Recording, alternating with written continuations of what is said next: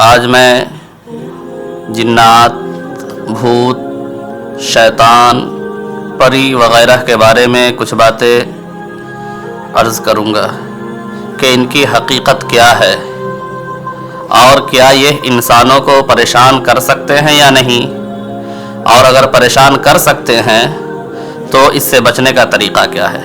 سب سے پہلے تو میں ان مخلوقات کی تخلیق کے بارے میں بیان کرتا ہوں کہ ان کی تخلیق کیسے ہوئی۔ سب سے پہلے فرشتے کے بارے میں سن لیں کہ اللہ تبارک و تعالیٰ نے اس کائنات کو، اس دنیا کو بنانے سے بہت پہلے فرشتوں کو نور سے پیدا کیا اور فرشتوں کو اپنے کام میں لگا دیا، یعنی وہ اللہ کی عبادت میں لگ گئے۔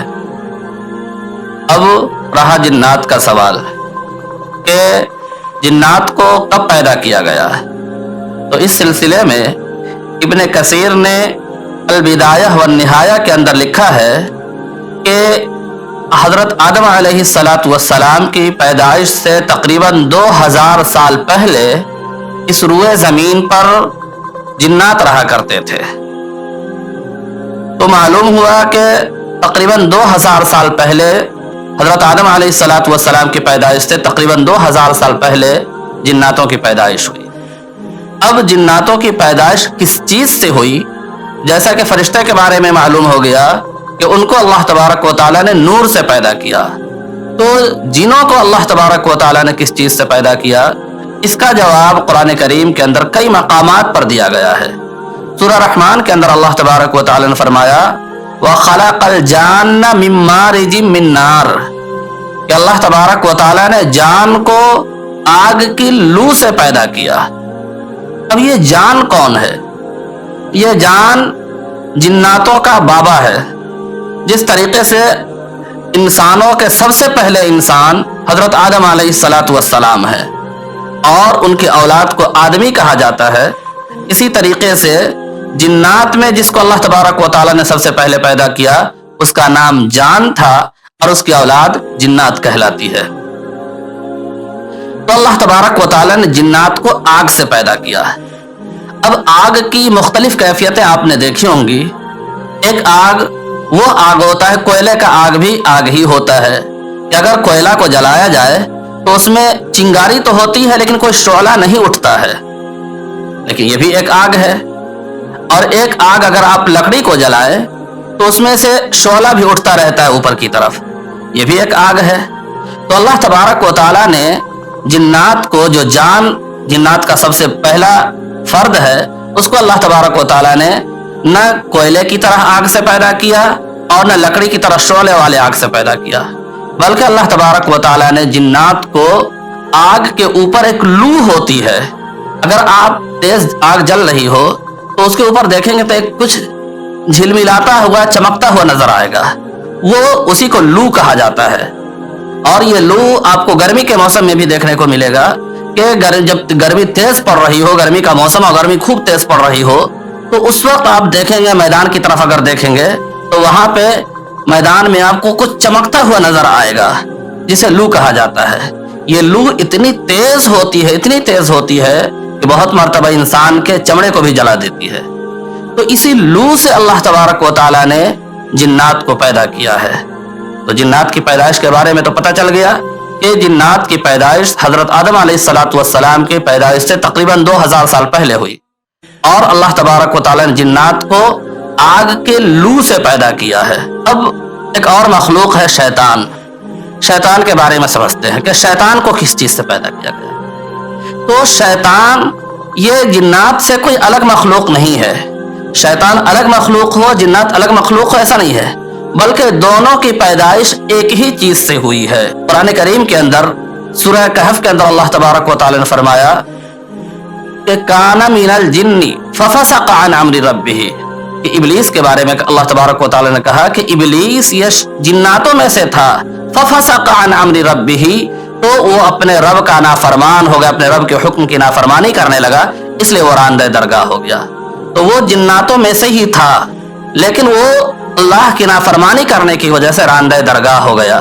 جس طریقے سے فرعون ہے، یہ بھی انسان ہے، قارون ہے، یہ بھی انسان تھا، हामान, शद्दाद, नमरूद, ये लोग इतने बड़े बड़े गुनहगार हैं, लेकिन था बहरहाल इंसान ये भी आदम अलैहिस्सलातु वस्सलाम की ही औलाद में से था। इसी तरीके से इबलीस, हजरत इबलीस जान की ही औलाद में से था, लेकिन ये रब की नाफरमानी करने की वजह से मरदूद हो गया। तो इसकी भी पैदाइश लू से ही हुई है, यानी कि जान की औलाद में तो है, जान की औलाद में से है, तो ये भी उसी की नस्ल का हुआ। तो जिस तरीके से आदम के, इंसान के सबसे पहले इंसान का नाम आदम था और उनकी औलाद आदमी कहलाती है, इसी तरीके से जिन जो मखलूक है इसका सबसे पहला फर्द वो जान कहलाता है और उसकी औलाद जिन्नात कहलाती है। तो जान की औलाद में से एक फर्द था इबलीस, जिसका नाम अज़ाज़ील भी था। उसने रब की नाफरमानी की और रांदे दरगाह हो गया। अब उसकी जो औलाद हुई वो सारी की सारी औलादें शैतान कहलाती है, और जरूरी नहीं कि उसका नाम शैतान हो, नाम कुछ और भी हो सकता है, मुमकिन है। जिस तरीके से दज्जाल जो कहा जाता है, तो दज्जाल को दज्जाल उसके फ्रॉड की वजह से कहा जाता है, उसके मुलम्मा साजी की वजह से कहा जाता है, जरूरी नहीं कि उसका नाम दज्जाल हो। इसी तरीके से शैतान को शैतान जरूरी नहीं कि उसका नाम हो, बल्कि शैतान को शैतान इसलिए कहा जाता है उसके शरारत की वजह से।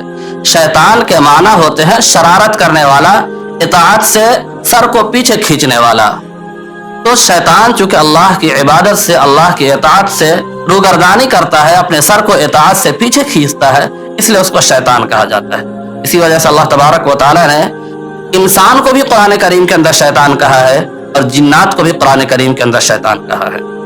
सूरह नास कुरान करीम की सबसे आखिरी सूरत है, उसके अंदर अल्लाह तबारक व तआला ने फरमाया अल्लज़ी युवस्विसु फी सुदूरिन नास मिनल जिन्नति वन नास, कि इस सूरत के अंदर पनाह मांगी गई है उन लोगों से जो दिलों के अंदर वसवसा डालते हैं, और उन वसवसा डालने वालों से जो जिन्नातों में से हैं और इंसानों में से हैं।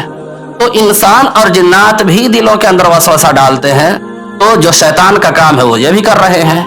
इसी तरीके से कुरान करीम के अंदर एक जगह सूरह अनआम के अंदर अल्लाह तबारक व तआला ने और वाज़ेह तौर से फरमाया, सूरह अनआम के अंदर फरमाया वकज़ालिक जअलना लिकुल्लि नबिय्यिन अदुव्वन शयातीन मिनल इंसि वल जिन्नी।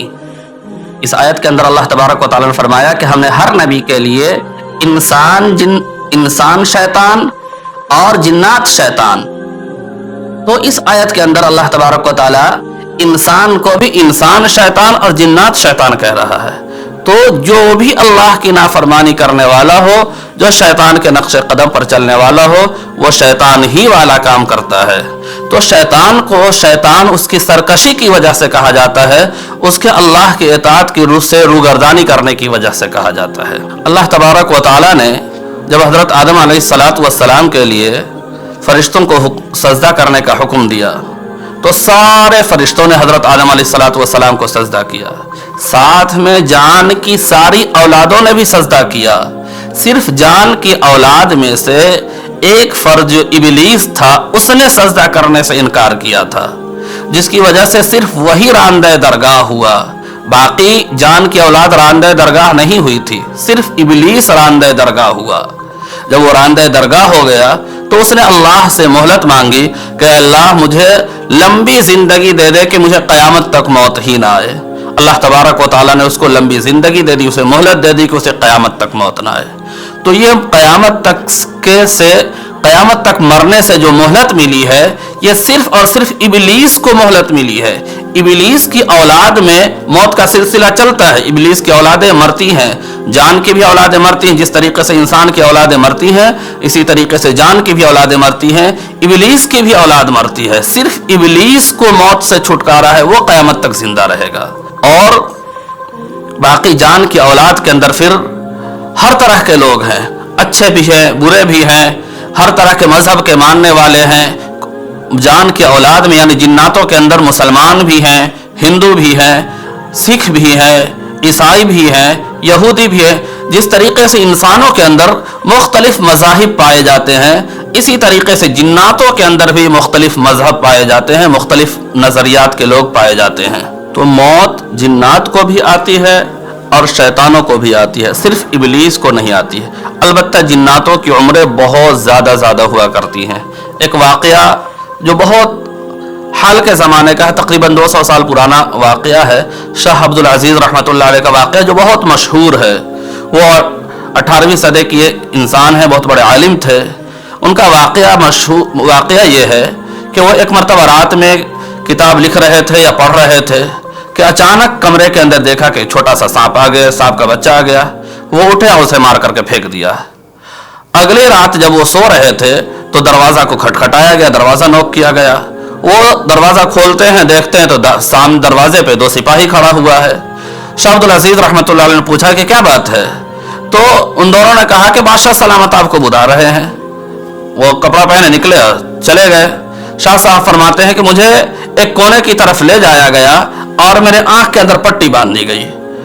फिर अगला सफर उसी पट्टी बंधे हुए हालत में हुई, और जब मेरी आंख खुली तो मैं देखा कि एक बादशाह का दरबार सजा हुआ है, जहां बहुत से लोग जमा हुए हैं, उमरा हर तरफ बैठे हुए हैं और भी बहुत से लोग बैठे हुए हैं। तो बादशाह ने मुझे सलाम किया, और एक चीज और देखा कि बादशाह के सामने एक लाश रखी हुई है जिस पे चादर डाला रखा हुआ है। बादशाह ने मुझसे पूछा कि शाह साहब एक बात बताइए कि अगर कोई किसी को जानबूझ करके कत्ल कर दे तो उसकी सजा क्या है इस्लाम में। शाह साहब बहुत बड़े आलिम थे, उन्होंने कहा, फौरन जवाब दिया कि इसकी सजा यह है कि जो जानबूझ करके किसी मुसलमान को कत्ल करे उसकी सजा यह है कि उसे भी कत्ल कर दिया जाए। तो बादशाह ने कहा कि ये जो बच्चा है इसे आपने कत्ल किया है और इसके घर वाले क़िसास चाह रहे हैं, यानी कि इसके घर वाले चाहते हैं कि जिसने इसके बच्चे को मारा उसे भी कत्ल किया जाए। तो शाह साहब ने कहा कि कल रात वाले वाक़े के बारे में शायद आप बात कर रहे हैं, तो बात यह है कि कल रात में जब मैंने इसको देखा तो इसको मारना मेरे लिए ज़रूरी हो गया था, इसको कत्ल करना मेरे लिए ज़रूरी हो गया था, क्योंकि नबी अलैहिस्सलातु वस्सलाम की हदीस है, उक़्तुलुल मूज़ी क़ब्लल ईज़ा, कि तकलीफ देने वाली चीज़ को तकलीफ देने से पहले ही कत्ल कर दो। इसलिए मैंने इसको कत्ल कर दिया। जब शाह साहब ने यह हदीस सुनाई तो मजलिस के अंदर चेमीगोइयाँ होने लगी, लोग आपस में कुछ बातें करने लगे कि तो अजीब बात हो गई।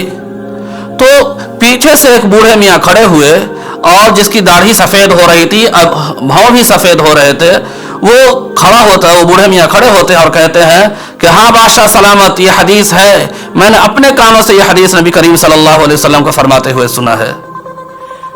जैसे ही उस बूढ़े मियाँ ने इस हदीस की तस्दीक की कि मजलिस में सन्नाटा हो गया, और बादशाह ने कहा कि जब अगर ये हदीस है तो इन्होंने कोई गलती नहीं की है, और शाह साहब को वापस भेज दिया गया। तो पता चला कि शाह साहब के ज़माने तक, नबी अलैहिस्सलातु वस्सलाम के ज़माने से तकरीबन 1200 साल का अरसा होता है। तो जिन्नातों की उम्रें बहुत लंबी लंबी होती हैं, 1000 साल, 2000 साल, 1200 साल, इस तरीके से इनकी उम्रें होती हैं। लेकिन बहरहाल मौत इन्हें भी आती है, ऐसा नहीं कि इन्हें मौत ना आती हो। जिन्नातों का मामला सब कुछ हमारी तरह है। जिस तरीके से इंसान शरीयत का मुकल्लफ है, इसी तरीके से जिन्नात भी शरीयत के मुकल्लफ हैं। अल्लाह तबारक व तआला ने कुरान करीम के अंदर फरमाया, वमा खलक़्तुल जिन्ना वल इंसा इल्ला लियअबुदून, कि हमने इंसान और जिन्नात को सिर्फ अपनी इबादत के लिए पैदा किया। तो जिस तरीके से इंसान शरीयत का मुकल्लफ है, इसी तरीके से जिन्नात भी शरीयत के मुकल्लफ है। इसी वजह से जिन्नातों के अंदर कुछ मुसलमान हैं, कुछ हिंदू हैं, कुछ यहूदी हैं, कुछ ईसाई हैं, अलग अलग तरह के मजहब के लोग पाए जाते हैं। जब शरीयत का अल्लाह तबारक व तआला ने मुकल्लफ बनाया है तो उन्हें भी अमल करने की आज़ादी है। जो चाहे इस्लाम को कबूल करे, जो चाहे दूसरे मजहब को कबूल करे, दूसरे धर्म के अंदर रहे। तो जिन्नातों के अंदर भी अलग अलग तरह के मज़ाहिब पाए जाते हैं, अलग अलग धर्म पाया जाता है। अब तक की गुफ्तगू से जिन्नात के बारे में और शैतान के बारे में बात तो बिल्कुल क्लियर हो गई होगी कि जिन्नात और शैतान दोनों एक ही जिन्स के हैं, जिसको अल्लाह तबारक व तआला ने आग की लू से पैदा किया है।